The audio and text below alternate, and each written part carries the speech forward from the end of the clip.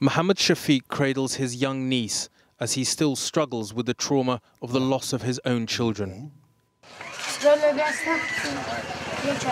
Mohammed, a father of 6, owns a small corner shop. One day last year, as his children played outside by themselves, a suicide bomber accidentally detonated his device, killing 3 of his children instantly. He says simply, "At that moment, I was lost." As the last British troops prepare to leave, he says people's lives have not improved. "I ask all those who said the foreigners would come with all their money and that if they left, Afghanistan would collapse. Weren't Afghans living before they came?" A few kilometers away in Kandahar, birthplace of the Taliban, is Mirvais Hospital. Every day the sick and wounded are brought through its doors by their families using whatever means they can. It is the only advanced medical facility in the area, although from our privileged perspective, it seems callous to describe such conditions as advanced. Many of those brought here are child victims of a war that's lasted nearly 14 years. Like many other fathers, Bismillah has brought his son Mohammed to the hospital after he was injured in an explosion. Mohammed was with his brothers and a cousin when he says a mortar or a rocket landed near them. "One of my brothers was killed," he said. "The other one was injured, but my cousin is fine." He says he doesn't know what kind of bomb it was or who fired it.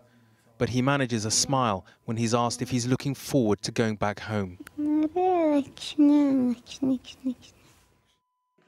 The truth is, his younger brother died not from the explosion, but because their father had to drive for 10 hours before he could find medical attention for his children.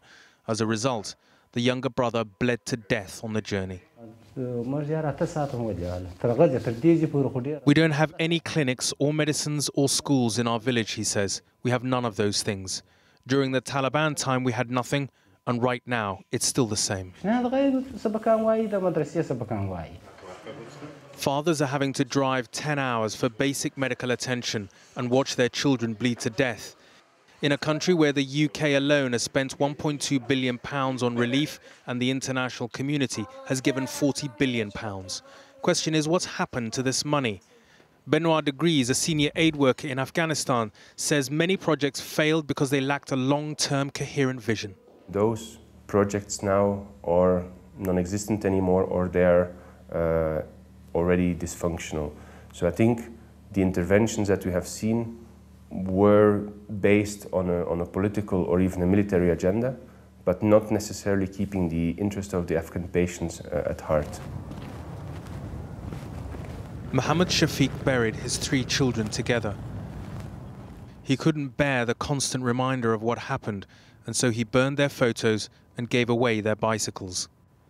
We and other NATO countries invaded Afghanistan to dismantle the Al-Qaeda network and their Taliban supporters so they could no longer plan attacks against the West. But we also pledged to make this country better and different for future generations. Raghi Omar, ITV News.